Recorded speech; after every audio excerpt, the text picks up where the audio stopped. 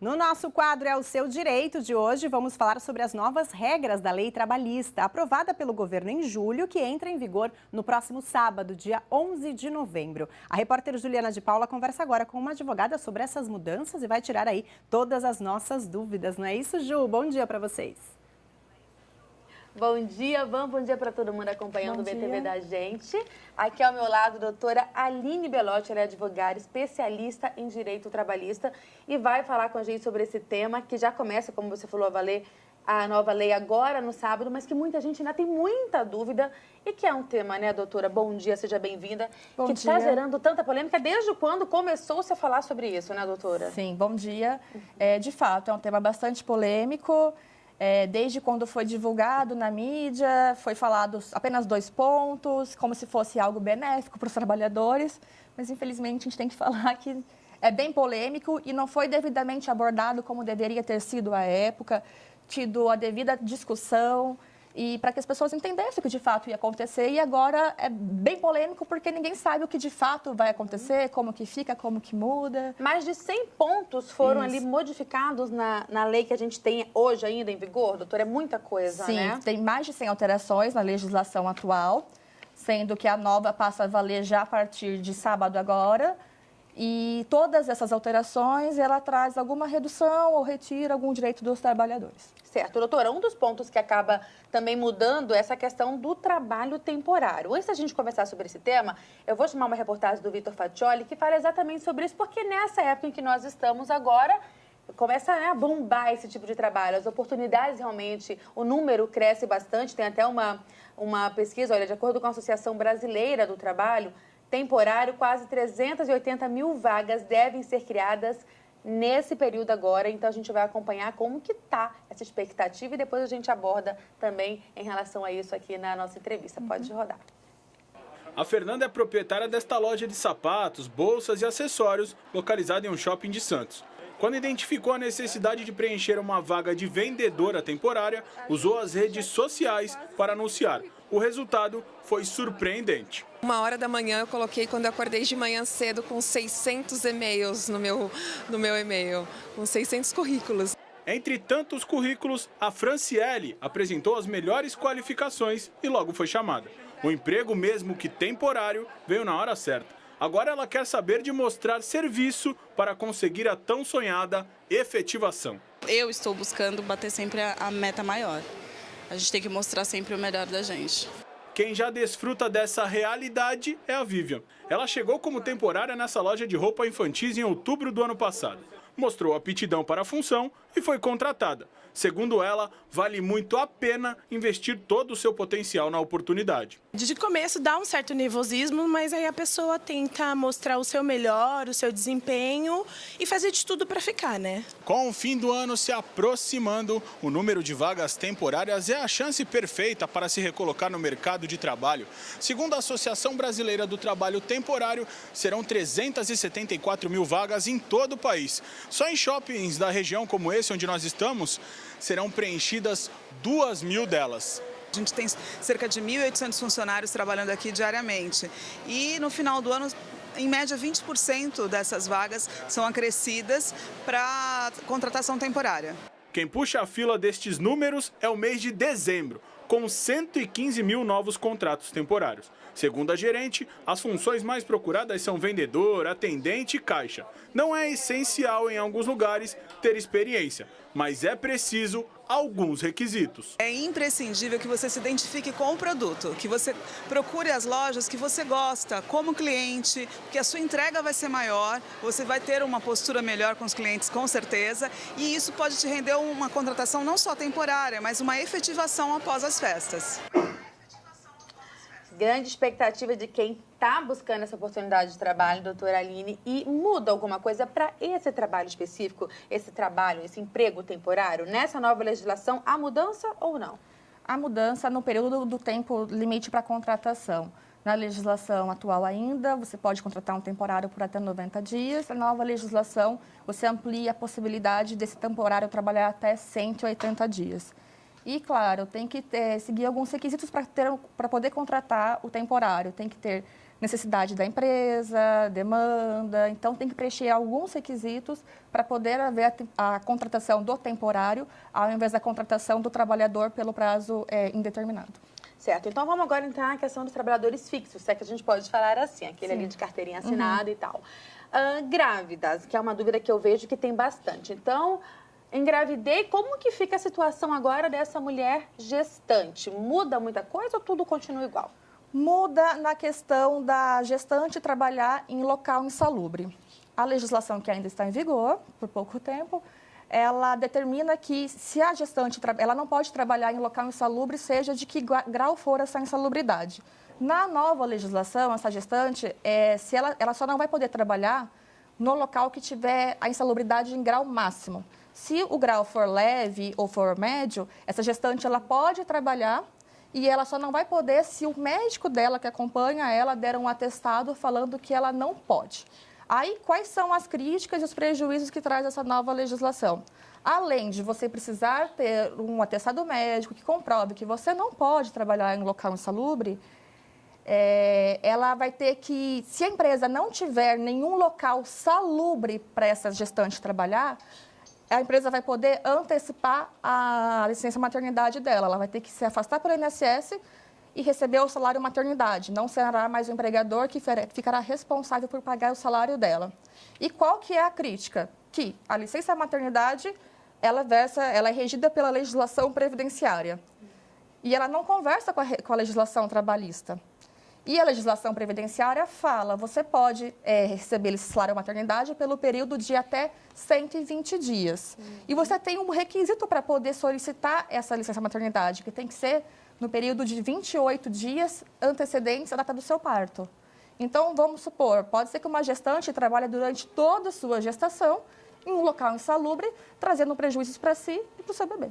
Certo, e quando a gente fala de banco de horas extras, há uma mudança também impactante com a nova legislação que passa a valer agora sábado já? Assim. Há uma mudança, porque hoje é o seguinte, você só pode ter compensação, banco de horas e compensação de jornada, quando há necessidade de você trabalhar em regime de sobrejornada, fazer horas extras, quando há negociação entre empregador e sindicato. Tem que ter uma negociação em convenção coletiva ou em acordo coletivo. Na nova legislação, que já vai entrar em vigor a partir de sábado, essa negociação pode ser feita individual, pelo empregado e pelo empregador diretamente. E se for feita ainda no âmbito coletivo, que ela pode ser ainda feita, vai ter um prazo de 6 meses para que esse empregado ele pode compensar, ou seja, ele faz as horas extras hoje e ele pode compensar no período de 6 meses. Então, vai demorar bastante para ele poder compensar essa jornada. Tem um lapso longo aí. E pode ocorrer, e o que eu acho que vai ocorrer na prática mesmo, é que você não vai compensar, você não vai receber horas extras, porque vai ser difícil ter esse controle efetivo e é prejudicial ao trabalhador. Também prejudicial. Uma novidade também que tem, que a gente estava até conversando aqui no intervalo, é em relação ao trabalho intermitente. Eu gostaria que a senhora, primeiro, explicasse para a gente o que é esse trabalho intermitente e como que isso vai funcionar. Tá. O contrato de trabalho intermitente, ele não existe na legislação atual, ele faz parte da nova legislação. O que é esse contrato de trabalho intermitente? Você tem um vínculo de emprego com o seu empregador, você tem um vínculo de emprego formal, você é empregado, só que você só vai trabalhar quando o seu empregador te chamar para trabalhar. Então, você não precisa ir lá todos os dias trabalhar. Então, quando houver demanda para o empregador, ele vai lá e te liga e fala, Juliana, olha, hoje eu preciso que você venha trabalhar para mim, ou daqui 2 dias preciso do seu trabalho. E aí você tem 24 horas para poder responder isso, esse comunicado, que ele pode te chamar por qualquer meio, por e-mail, por ligação, por mensagem celular. Você tem 24 horas para responder se você vai ir comparecer ou não. E se, por um acaso, você falar assim, ok, eu vou trabalhar, estarei aí na data combinada, no horário combinado, e por algum motivo você não for trabalhar, se não houver justificativa plausível, você pode ser condenado, você pode ter que pagar ainda para o seu empregador uma multa de 50% sobre o valor que você receberia pelo trabalho. Ou Doutora, seja...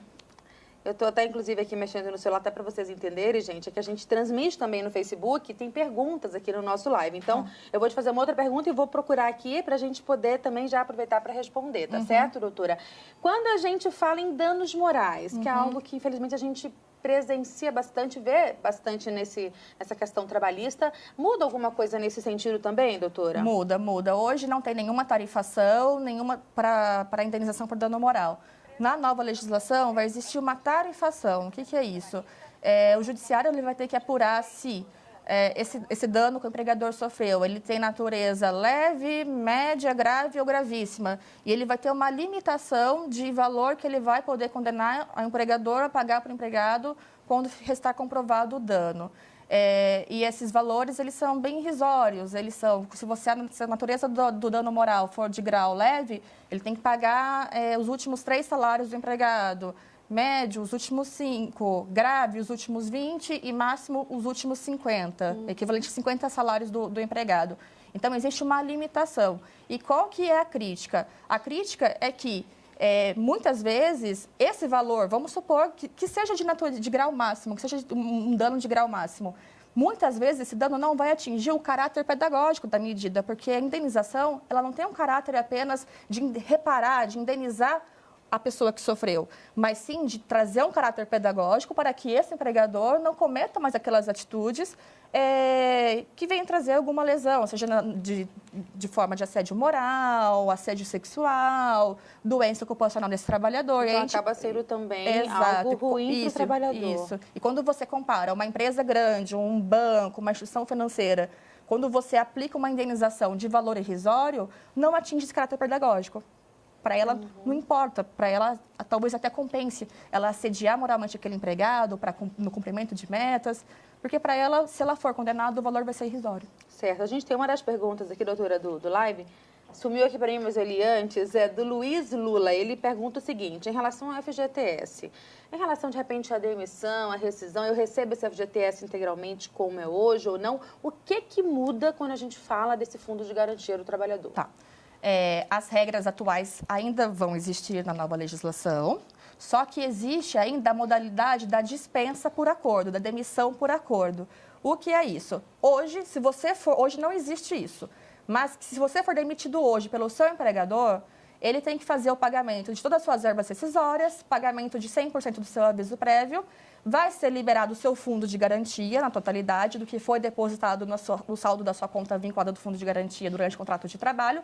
E ele tem que fazer o pagamento também de uma multa de 40% sobre esse saldo e você vai poder dar entrada no requerimento para receber o seguro-desemprego. Na nova legislação, existe a modalidade da dispensa por acordo, que é aquilo, quando há um acordo entre o empregador e o empregado. Só que nessa modalidade, qual vai ser a obrigação do empregador? Ele vai fazer o pagamento só de 50% do seu aviso prévio, pagamento de 20% da multa sobre o saldo do fundo de garantia e liberação pela Caixa Econômica Federal de apenas 80% do saldo do fundo de garantia. E sem a possibilidade de você dar entrada no seu seguro-desemprego. Essa alteração. Uma outra pergunta que a produção está me passando aqui, que fizeram, é que se quem tem consignado, que também é bastante comum no trabalhador, isso desconta do FGTS? Desconta das verbas rescisórias. O fundo de garantia não. Pode descontar até 30% das verbas rescisórias, que é aviso prévio, 13º proporcional, férias, férias, 13º, aviso prévio. É isso. Pode descontar até 30% do saldo das suas verbas rescisórias, o montante do empréstimo consignado, mas que isso não pode descontar. Certo, a gente vai seguindo aqui com a entrevista. Se tiver alguma outra questão, vou pedir a produção me passar aqui no pontinho, que a minha internet resolveu parar no meio do nosso bate-papo aqui. Em relação a algo que eu achei também bem interessante e diferente, a questão do teletrabalho, o home office também. A mudança com essa legislação, o que modifica aí para quem precisa fazer esse trabalho e para quem que vale também isso? Tá, existe a modalidade do teletrabalho na nova legislação. Na legislação está bem específico que esse trabalho ele é destinado para quem trabalha na área de tecnologia da informação, tá? Qual que é a crítica? Porque essa modalidade contratual, ela não vai ter controle de jornada, não tem registro de jornada. Você vai receber sua remuneração, a que foi pactuada mensalmente entre você e seu empregador. Então, se você trabalhar 8 horas, você vai receber aquela remuneração. Se você trabalhar 12 horas, você vai receber aquela remuneração. E é bastante, assim, é bem polêmico, têmico, porque algumas pessoas acham que é interessante. Isso é bacana, isso é legal. Eu vou poder trabalhar na minha casa, vou fazer minha própria jornada. Será que é isso mesmo que vai acontecer? Será que o empregador ele não vai exigir mais de você? Ele vai cobrar mais produção desse trabalhador? Porque ele você não vai extras. receber por hora que você está pontuando. Exato. É aquele pacote mesmo que o do pagamento mensal. E aí, às vezes, a demanda acaba sendo um pouco maior, esse trabalhador vai ter que se esforçar para cumprir essa demanda e em casa ele vai, então, muitas vezes, passar as 8 horas, esse que você está pontuando. Exato, não vai ter controle se ele vai conseguir fazer 1 hora de intervalo para descanso e refeição, que é uma norma importante de proteção à saúde do trabalhador. Ele vai acabar trabalhando mais do que 8 horas por dia, mais do que 44 horas semanais, porque a demanda vai existir, e existe, a gente sabe. E aí você falou da questão de 1 hora de almoço, isso muda também com a nova lei? Muda, muda em partes. Na nova legislação ainda continua sendo determinado que o trabalhador que trabalhe mais que 6 horas por dia tem que ter pelo menos 1 hora de intervalo para descanso e refeição. Isso continua, isso não muda. O que muda é a possibilidade desse intervalo entre a jornada ele ser reduzido para 30 minutos, se houver negociação coletiva para isso, entre sindicato e empregador. E também o que muda é a forma do cálculo de pagamento desse intervalo quando ele é suprimido. O que é isso? Você tem lá, você trabalha mais do que 6 horas, tem que fazer pelo menos 1 hora de almoço. Vamos supor que você não faça, você faça 40 minutos por conta da demanda de trabalho, por motivos, N motivos que pode acontecer durante o dia. E você não faça. Se você ajuizar uma reclamação trabalhista hoje, conseguir provar que você deveria ter feito 1 hora e você não fez, o seu empregador ele vai ser condenado a pagar essa 1 hora cheia, mesmo que você tenha feito 15 minutos, tem que pagar 1 hora cheia, com um adicional de 50%, e essa verba tem natureza salarial, ou seja, reflexo em todas as demais verbas. Na nova legislação, se ocorrer isso, o empregador ele vai ser responsabilizado para pagar só os minutos que foram suprimidos, com um adicional de 50%, e essa verba não tem mais natureza salarial.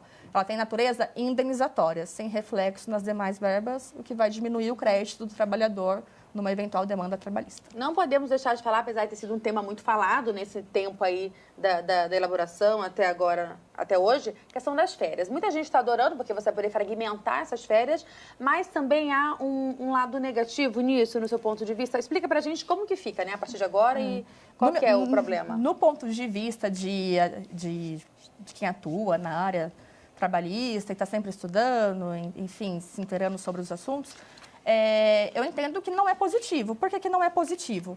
Porque as férias, ela é uma norma de proteção à saúde do trabalhador. Ou seja, você tem que trabalhar ali, você trabalha 12 meses ou até mais do que 12 meses para você conseguir o período aquisitivo de férias. E esses 30 dias, ele não está ali porque é bacana 30 dias de férias. Ele está ali na norma 30 dias porque você precisa de pelo menos 30 dias de descanso para você colocar sua mente no local, ter o descanso do seu psíquico, do seu físico, para depois você conseguir voltar a trabalhar e não adoecer no trabalho. Quando você trabalha demais, sem as pausas necessárias que a lei determina, a consequência é única: doença e afastamento do trabalho. Tá? Por isso que hoje tem muitas pessoas afastadas, justamente por conta da extensa demanda, não cumprimento das regras que está na CLT. Hoje vão ser divididos em 3 períodos, Exato, é isso? Hoje a regra são 30 dias e, excepcionalmente, ela pode ser parcelada. Na nova legislação, existe a possibilidade de ser parcelada em 3 períodos, se houver interesse entre empregado e empregador, mas sempre quem determina o período de férias é o empregador, não é o empregado que escolhe. E ela pode ser parcelada em 3 períodos, sendo que o primeiro período não pode ser inferior a 14 dias e os demais períodos, 5 dias cada. E também uma outra crítica é que, na legislação atual, quem tem mais de 50 anos e menos de 18 não pode parcelar suas férias. Na nova legislação, vai poder parcelar sem problema nenhum. É muita informação, Vanessa, meu Deus do céu. E faltou muita coisa para a gente falar ainda, mas o tempo está apertadinho. Doutora, eu queria te agradecer. A Aline Belotti, advogada especialista em direito trabalhista, tirou várias dúvidas nossas aqui nessa manhã. E muito obrigada por essas informações, viu, doutora? Volte sempre. Eu que agradeço a oportunidade. Se precisarem de alguma coisa, depois você me passa. Ok, muito obrigada. Vanessa, a gente volta com você aí no estúdio. É um assunto muito extenso mesmo, Ju, mas a gente vai continuar falando aí dessa nova lei trabalhista que entra em vigor sábado que vem. Obrigada, Ju, pela entrevista. Obrigada, doutora Aline, também pela participação. Boa tarde para vocês.